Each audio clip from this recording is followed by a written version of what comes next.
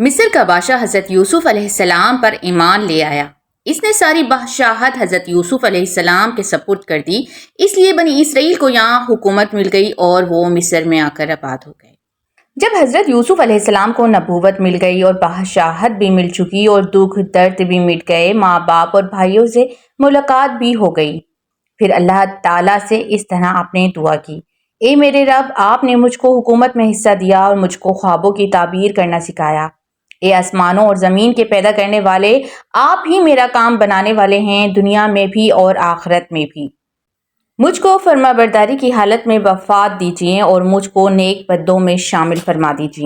حضرت یوسف علیہ السلام کی عمر مبارک 120 برس ہوئی تو ایک رات خواب میں آپ نے دیکھا کہ ایک نہایت ہی پرفضا جگہ ہے، عالم قدوس میں وہاں چند کرسیاں رکھی ہیں، ایک پر حضرت ابراہیم علیہ السلام بیٹے ہیں اور ایک پر حضرت اسحاق علیہ السلام اور ایک پر حضرت یعقوب علیہ السلام اور ایک کرسی خالی ہے، گویا کہ ان کا انتظار ہے۔ اور حضرت یعقوب علیہ السلام رو کر حضرت یوسف علیہ السلام سے لپٹ گئے اور فرمایا: اے فرزند، کب تک اپنی راہ دکھاؤ گے؟ ہم تیرے مشتاق میں بیٹھے ہیں۔ جب حضرت یوسف علیہ السلام کی آنکھ کھلی تو آپ علیہ السلام کی روح پر عالم اقدس میں اپنے بزرگوں سے ملنے کی ایک سخت بے قراری تھی، جیسے کہ کوئی پرندہ قفس میں ہو۔ حضرت یوسف علیہ السلام وفات پا گئے تو وہاں مصر کے لوگوں میں لڑائی پڑ گئی۔ ہر کوئی چاہتا تھا کہ حضرت یوسف علیہ السلام کو ان کے علاقے میں دفن کیا جائے تاکہ برکت اور رحمت ان کے محلے پر قائم رہے۔ پھر مصر کے علماء نے بیٹھ کر یہ فیصلہ کیا کہ حضرت یوسف علیہ السلام کے جسم کو سنگ مرمر کے تابوت میں ڈال کر دریائے نیل میں ڈال دیا جائے، جس سے دریا کا پانی قبر کو چھو کر گزرے کہ سارے گھروں میں پہنچ جایا کرے گا اور آپ کی رحمت ہر گھر میں قائم رہے گی۔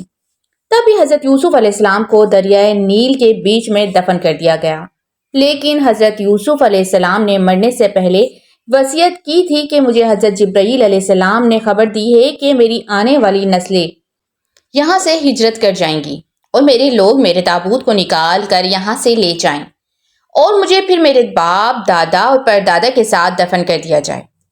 400 سال گزرنے کے بعد فرعون مصر پر ظلم ڈھانے لگے تو اللہ نے حضرت موسیٰ علیہ السلام کو ان کی طرف پیغمبر بنا کر بھیجا۔ موسیٰ نے جب فرعون کا تختہ الٹ دیا اور اپنی قوم کو لے کر مصر جانے لگے تو کافی سفر کے بعد بھی اللہ کے نبی موسیٰ علیہ السلام اپنی منزل سے محروم رہے۔ بالآخر آپ کے پاس جبرائیل امین نازل ہوئے اور کہنے لگے، یہاں آپ کو حدیث مبارکہ بیان کرتے ہوئے بتاتے ہیں کہ امام ابن ابی حاتم کی ایک حدیث میں ہے، نبی کریم صلی اللہ علیہ وسلم ایک عرابی کے ہاں مہمان ہوئے۔ اس نے آپ صلی اللہ علیہ وسلم کی بڑی خاطر تواضع کی۔ واپسی میں آپ صلی اللہ علیہ وسلم نے فرمایا، کبھی ہم سے مدینے میں مل لینا۔ کچھ دنوں کے بعد عرابی آپ صلی اللہ علیہ وسلم کے پاس آیا۔ حضور اکرم صلی اللہ علیہ وسلم نے فرمایا، کچھ چاہیے؟ اس نے کہا، ہاں، ایک اونٹنی دے دیجیے اور ایک بکری دے دیجیے جو دودھ دیتی ہو۔ آپ صلی اللہ علیہ وسلم نے فرمایا، افسوس، تو نے بنی اسرائیل کی بڑیا جیسا سوال نہ کیا۔ صحابہ اکرام رضی اللہ تعالیٰ عنہ نے پوچھا، وہ واقعہ کیا ہے؟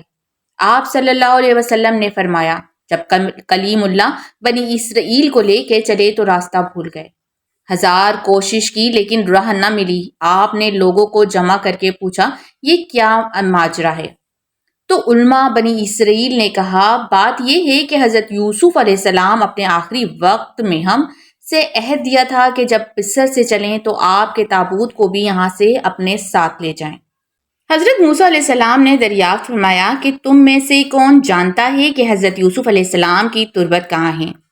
سب نے انکار کر دیا کہ ہم نہیں جانتے۔ ہم میں سے ایک بڑیا کے سوا کوئی بھی یوسف علیہ السلام کی قبر سے واقف نہیں ہے۔ آپ نے اس بڑیا کے پاس آدمی بھیج کر اسے کہلوایا کہ مجھے حضرت یوسف علیہ السلام کی قبر دکھاؤ۔ بڑیا نے کہا، ہاں دکھلاؤں گی، لیکن پہلے اپنا حق لے لوں۔ حضرت موسیٰ علیہ السلام نے کہا، تو کیا چاہتی ہے؟ اس نے کہا، جنت میں آپ کا ساتھ مجھے میسر ہو۔ آپ پہ اس سوال کا بہت بھاری اثر پڑا۔ اس وقت وحی آئی کہ اس کی بات مان لو، اس کی شرط منظور کر لو۔ اب وہ آپ کو ایک جھیل کے پاس لے گئی جس کے پانی کا رنگ بھی متغیر ہو گیا تھا اور کہا کہ اس کا پانی نکال ڈالو۔ جب پانی نکال دیا گیا اور زمین نظر آنے لگی تو کہا کہ اب یہاں پہ کھدائی شروع کی جائے۔ کھودنا شروع ہوا تو قبر ظاہر ہو گئی۔ تابوت آپ نے اپنے ساتھ رکھ لیا۔ اب چلنے لگے تو راستہ آپ کو صاف نظر آ رہا تھا اور سیدھی راہ لگ گئی تھی۔ جو آپ کا تابوت تھا وہ سنگ مرمر کا بنا ہوا تھا اور اس کو حضرت موسیٰ علیہ السلام فلسطین لے گئے اور حضرت اسحاق علیہ السلام اور حضرت یعقوب علیہ السلام کے برابر لا کر دفن فرما دیا۔ سبحان اللہ۔ اللہ پاک نے کیسے حیران کن طور پر 400 سال حضرت یوسف علیہ السلام کی قبر کو پوشیدہ رکھا اور پھر حضرت موسیٰ علیہ السلام کی ان کی تابوت کو مصر سے فلسطین لے گئے۔ خیر حضور صلی اللہ علیہ وسلم نے اس اعرابی کو فرمایا کہ مجھے تو شک تھا کہ کہیں تم نے یہ نہ کہہ دو کہ یا رسول اللہ میں آپ کا ساتھ چاہتا ہوں جنت میں۔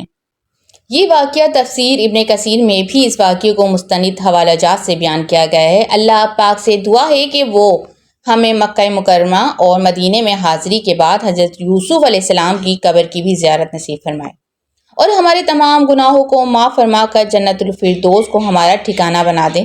آمین۔ لکھنا مت بھولیے گا کمنٹ میں۔